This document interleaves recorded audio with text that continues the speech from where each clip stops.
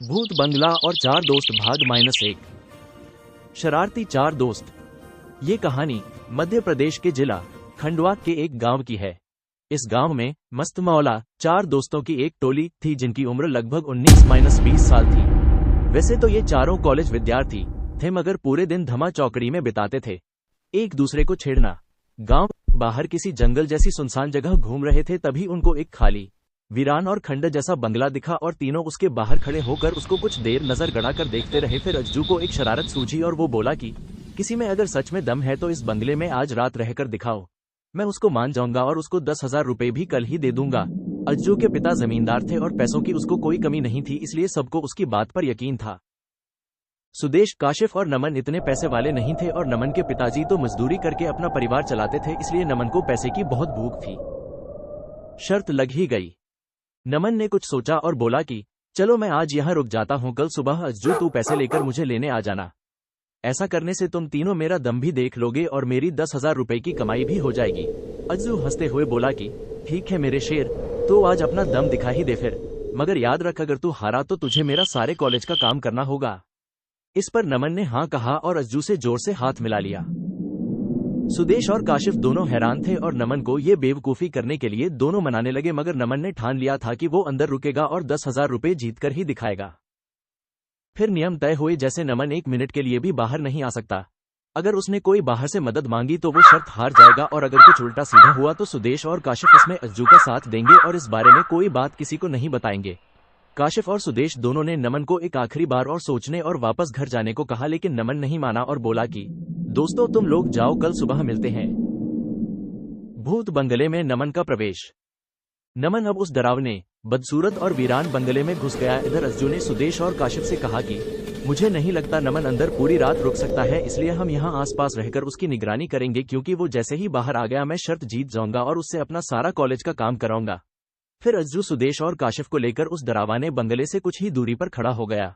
नमन झाड़ियां, टूटे बंगले का मलबा और मकड़ियों के जालों को पार करता हुआ बंगले के अंदर आ गया।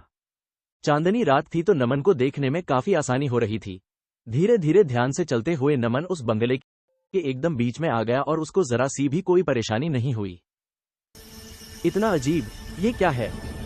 रात का लगभग 1 बज रहा था और नमन बंगले के बीच में फर्श पर बैठ गया था। उधर अज्जू, सुदेश और काशिफ थोड़ा घबराए हुए थे और नमन के बाहर आने का रास्ता देख रहे थे।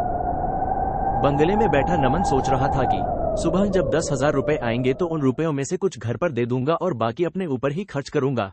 कॉलेज के लिए नए कपड़े और जूते ले आऊंगा, क्योंकि अब मेरे पास वैसे भी कोई नए कपड़े और जूते नहीं बचे हैं। नमन अपने इनाम में मिलने वाले 10,000 रुपए को खर्च करने की गणित में डूबा हुआ था। फिर उसके कानों में पास वाले कमरे से कुछ लड़कों के हंसने की आवाज आने लगी। उसने ध्यान लगाकर सुना तो वो समझ गया कि मेरे तीनों दोस्त इसी बंगले में हैं, मुझे छुपकर देख रहे हैं और हंस भी रहे हैं। अभी इनके पास जाकर इनको पकड़ता हूं।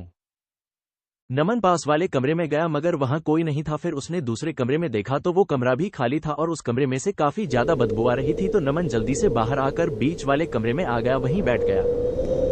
कुछ ही देर बाद नमन को किसी ने नाम से पुकारा। नमन उठा और सोचने लगा, हो ना हो ये तीनों लोग मेरे साथ मजे ले रहे हैं, इस बार मैं इनको ढूंढ कर ही रहूंगा। ऐसा सोचकर नमन इस बार जहां से आवाज आ रही थी बंगले का सबसे आखिरी वाला और पीछे वाला कमरा, वहां के लिए जल्दी से चलता हुआ आगे बढ़ गया। सबसे पीछे वाले कमरे की छत लगभग आधी टूटी हुई थी, इसलिए उस कमरे में चांद की रोशनी पूरे में आ रही थी। नमन वहां पहुंचा तो देखा कि वहां उसके वो तीनों दोस्त नहीं थे, मगर एक जवान लड़का एकदम कोने में दीवार की तरफ मुंह करके दर्द भारी आवाज निकाल रहा था। नमन डरते हुए उसके थोड़ा सा पास पहुंचा तो उसने देखा कि उस लड़के के हाथ दीवार में धंसे हुए हैं और वो दर्द से कराह रहा है। नमन को पास आता देख उसने अपना चेहरा नमन की तरफ कर दिया। फिर नमन ने जो देखा उससे उसकी जान हलक में आ गई। नमन ने देखा कि उस लड़के का चेहरा ही नहीं था, उसके चेहरे की जगह एकदम सपाट मांस की खाल सी थी। बस फिर क्या था, नमन वहां से भागा और उस लड़के की कराहने की आवाज पहले तो तेज होती गई, फिर एकदम से बंद हो गई। नमन वहीं अपनी जगह आ गया, अब कोई आवाज वहां नहीं आ रही थी। शर्त पहले या जान। नमन ने सोचा कि मैं यहां से जल्दी से निकाल जाऊं। फिर उसने देखा कि अब कोई आवाज नहीं आ रही है और उसकी घड़ी में भी 2:40 बजे हैं, तो उसको लगा कि अब कुछ ही देर की बात है, अगर मैं यहां रुक गया तो मुझे सुबह ही 10,000 रुपए और शेरदिल का तमगा भी मिल जाएगा। नमन ने अपनी सारी हिम्मत समेटी और उसी बीच वाले कमरे में बैठकर भगवान जी को याद करने लगा। उधर सुदेश को बिल्कुल भी अच्छा नहीं लग रहा था, उसको बहुत बुरे ख्याल आ रहे थे। तो उसने अज्जू से कहा कि यार, अगर हमारे यार को कुछ हो गया तो हम अपने आप को कैसे माफ करेंगे। ये भूत बंगला जैसा लग रहा है, इसमें इतनी रात को कोई भी हादसा हो सकता है। चल अज्जू, शर्त को छोड़ और अपने दोस्त को यहाँ से निकाल कर घर चल। काशिफ ने भी अज्जू से ऐसा ही करने को कहा, जिस पर अज्जू नमन को बाहर निकलने और शर्त खत्म करने के लिए तैयार हो गया। फिर तीनों उस भूत बंगले की तरफ अपने दोस्त को आवाज देते हुए चल दिए। दोस्त को लेने आए दोस्त। तीनों दोस्त बंगले में अंदर आराम से आ गए और नमन नमन कहकर आवाज देने लगे। कुछ ही देर में नमन की आवाज आई कि कमीनों, आखिर तुम लोग दोस्त को लेने आ ही गए। चलो यहाँ सबसे पीछे वाले कमरे में आ जाओ। तीनों आवाज का पीछा करते हुए बाहर से ही सबसे पीछे वाले कमरे में जा पहुंचे और नमन को आवाज देने लगे, मगर जवाब में कोई आवाज उनको नहीं मिली। फिर वो ढूंढते हुए उसी आधी छत टूटे कमरे में आ गए। तीनों जैसे ही अंदर आए तो कोने में बैठा एक लड़का उनको मिला, जिसने अपना सर पैरों के बीच में छिपाया हुआ था। जमीन पर बैठकर दर्द भरी आवाज में कराह रहा था। काशिफ ने उसके पास जाकर उसका कंधा पकड़कर हिला दिया और बोला कि हमारा दोस्त नमन कहाँ है। फिर काशिफ की नजर उस लड़के के पैरों की तरफ गई। उस लड़के के पैर जमीन में धंसे हुए थे, जिसको देखकर काशिफ झटके से पीछे को गिर पड़ा। अज्जू और सुदेश ने भी उस लड़के को पास से देखा और उसके पैर जमीन में धंसे हुए देखकर वहां से भागने लगे। तभी उस लड़के ने अपना चेहरा ऊपर करके उनसे पूछा कि कहाँ जा रहे हो, नमन से नहीं मिलना अब क्या तुम्हें। तीनों का हलक सूख गया, पैरों के नीचे जमीन नहीं रही, बस किसी तरह पैर सर पर रखकर वहां से भागने में कामयाब हो गए।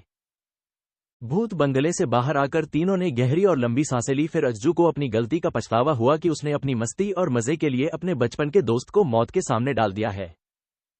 काशिफ और सुदेश ने अज्जू को समझाया कि यह समय बस ये सोचने का है कि हमारा दोस्त कैसे सही सलामत बाहर आ सकता है, फिर चाहे हमें अपनी जान ही जोखिम में क्यों न डालनी पड़े।